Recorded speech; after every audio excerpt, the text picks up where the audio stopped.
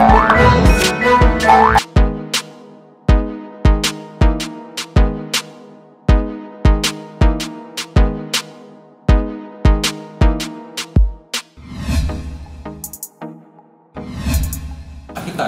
seorang tahanan. Jadi tingkatan saya dengan kondisi ini makin buat saya jadi stres. Karena saya pengen cepat segera diobati, gitu. Jadi buat kawan-kawan saudara-saudara yang lain, teman-teman yang lain, saya cuma mewakili aja bahwa kita ini adalah pesakitan, kan disebut bencana. Jadi we're not belong in the cell. We belong to be repaired or to be healed. Artinya apa? Untuk sembuh. Karena kami ingin sembuh. Ya kan? Dengan apa? 3. Yang pertama adalah pasti secara agama udah pasti. Kedua adalah psikiatris atau pakar psikolog yang tepat dan pengobatan yang berkualitas. Jadi kadang saya bisa temperamen, kadang saya ini membuat saya juga akhirnya unstable, nggak stabil lah kalau dibilang seperti itu kondisinya. Adanya kesulitan untuk mencapai rehab sendiri apa sih sekarang? Ya ini adalah proses. Mas Andi optimis nggak sih tapi bisa rehab mungkin? Insya Allah. Bang, sebagai kuasa hukum secara gimana? manusia kita berusaha, secara orang yang adalah kepentingan hukum daripada Mas Andi, kita akan berupaya maksimal agar jawaban daripada keadilan beliau adalah berada di rehabilitasi, bukan di penjara. Oleh karenanya, mau berapa tahun nanti menurut Yang Mulia dalam putusannya itu bagi kami bukanlah sebagai persoalan, tetapi adalah di mana dia diletakkan setelah putusan dari Yang Mulia nantinya, yaitu harapan kita tadi rehabilitasi. Kalau agenda hari ini apa sih, Bang? Agenda hari ini rencananya persidangan keterangan terdakwa, keterangan beliau, ditambah dengan keterangan saksi, ada cat atau yang meringankan. Di mana saksi ini kita berharap nanti akan menjelaskan, memaparkan kebutuhan daripada seorang pengguna seperti Bang Sandi itu apa.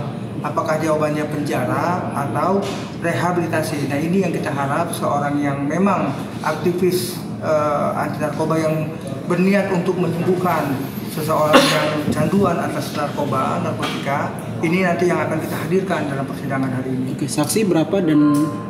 1 masih kita hadirkan. Coba ya. Beliau masih fokus pada persoalan hukum yang dihadapinya. Dia mau sembuh terhadap persoalan narkotika. Kalaupun ada niat-niatan daripada Mbak Vivi, secara hukum itu hak dia. Nanti kita akan menjawab juga kalau sudah masuk ke ranah hukum nantinya. Seperti itu. Tapi kan nggak mungkin ranah hukum karena siri, Pak. Nah makanya kita juga nggak tahu maksud gugatan itu apa kan. Kalau gugatan kan hukum, ya kan. Kalau mau minta putus, ya baru bahasanya kalau saya mau putus, ya udah. Kita akan tanggapin dengan lisan juga kan gitu. Diminta Mas Andi, pengajuan surat sudah pengajuan surat yang untuk ditandatangan oleh sampai sekarang Mas kita Andi. belum menerima surat itu. Yang pertama, yang kedua terhadap proses yang dikatakan oleh beliau pernikahan itu juga akan kami lihat dulu yang mana yang akan dia sampaikan nantinya. Seperti itu. Kemarin katanya Mas Sandi sendiri tidak setuju. Tidak setuju, menolak Ikrar talak, surat ikrar talak sendiri. surat yang udah diajukan. mungkin. Memang ada surat ya? Iya, versinya Mbak Vivi sih sudah diajukan tapi menolak Mas Dia Andi. belum melihat suratnya, makanya dia belum bisa komen karena belum ada melihatnya Mas ya. Oh iya, mana surat? Mas Andi katanya ada perkataan-perkataan by phone dari Mas Andi ke dia yang kasar. Yang tidak kasar, senonoh gitu. tidak senonoh seperti itu. Iya. Yang akibat dari temperamental. Itu subjektif, mungkin sesuatu yang kita anggap biasa dan wajar sehari-hari selama ini ditanggapi oleh beliau adalah sebuah ungkapan kasar, itu subjektif sekali. Tapi sampai sekarang Mas Andi menganggap itu masih wajar-wajar aja ya. Yang mana yang dia maksud kasar itu juga Mas Andi juga sampai sekarang belum paham ini yang mana yang dimaksud. Sehingga lebih tepatnya tanyakan kepada yang bersangkutan saja kalimat mana yang dinilai sangat kasar bagi dirinya. Dia tidak mau menunjukkan karena takut terkena undang-undang ITE karena kan ini Pak. Itu dia kan makanya. Kalau dalam hukum acara, siapa yang mendalilkan maka dia membuktikan. Siapa yang menyatakan sesuatu silakan dia buktikan apa dan mengapa dan bagaimana bentuk yang dia anggap itu adalah kata-kata kasar. Mas Andi sendiri gimana, ingin mempertahankan rumah tangga atau seperti apa Mas? Ya kan yang penting saya fokus dulu, ada satu-satu lah saya fokus, yaitu adalah kesembuhan saya. Berarti untuk Mbak Vivi sendiri apakah biar mengikuti keinginan dia aja atau seperti apa? Ya, Silakan saja lah dia ya, kita fokus di sini dulu. ya. Mas Andi kecewa nggak sih Mas? Kalau saat temperamen itu berarti meninggalkannya ke Mbak Vivi berarti ya, saat gitu yang temperamen itu. Iya kan kadang-kadang dia suka dibungkus. Ya pasti kan ada obrolan-obrolan akhirnya ya seperti itu ya. Iya. Berarti Kasih komunikasi itu ya kadang-kadang suka nggak nyambung ya udah. Tapi dari Mas Andi pasrah atau seperti apa sih Mas Mas Andi? Andi tadi Menanggapi. berarti ikhlas ya Mas ya? Ikhlas atau gimana Mas? Berhasil. Sering komunikasi via WhatsApp. Boleh diklarifikasi. Ya sampai sekarang makanya sebenarnya klarifikasi ke dia aja bentuknya apa dan bagaimana. Kalau kami, karena beliau kan dalam proses hukum semua itu terbatas, baik mengkomentari menjawab sesuatu, sehingga pahami saja bahwa beliau tidak bisa menjawab yes or no-nya, tetapi yang perlu kita pahami, silahkan yang bersangkutan apa yang dimaksud oleh beliau. Kasihanlah kondisi sekarang ini beliau harus fokus, harus ada tata aturan, ada SOP beliau sebagai tahanan, itu harusnya dihormati bersama-sama, sehingga hal ini bagi kami sangat disayangkan ungkapan-ungkapan seperti ini.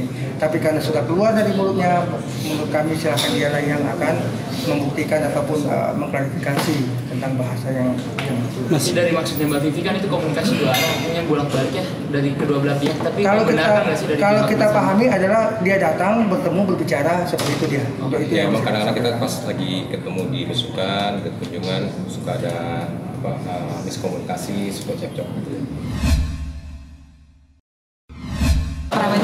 Kalau kita selalu cerita sama dia, temperamen yang dimaksud itu sebenarnya bukan karena pengalaman, tapi karena memang tertekan secara psikologis keberadaan dia di dalam, sehingga dia terlalu kalau dia cerita rindu sama anak, dia rindu suasana di luar, rindu untuk beraktivitas, berkreasi lagi, itu yang membuat dia tertekan perasaan secara psikologis.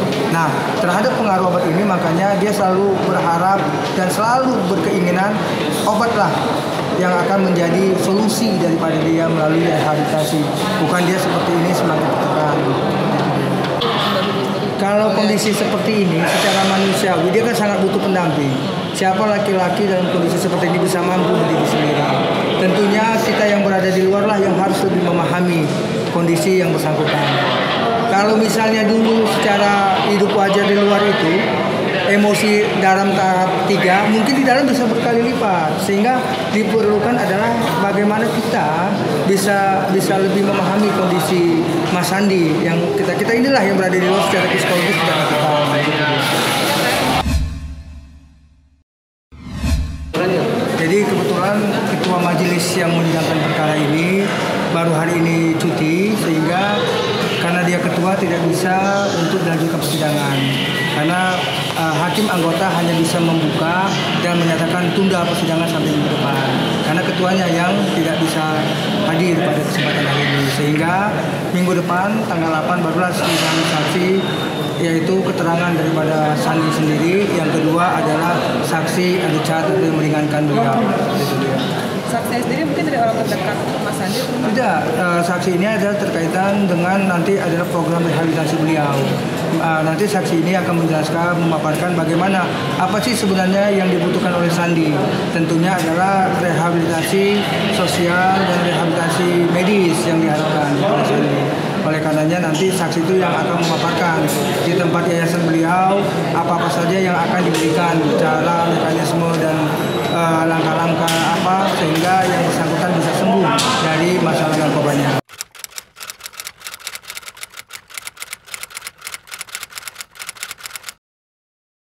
Jadi jangan lupa untuk subscribe Cumi Cumi. Ditekan ya tombol lonceng merahnya.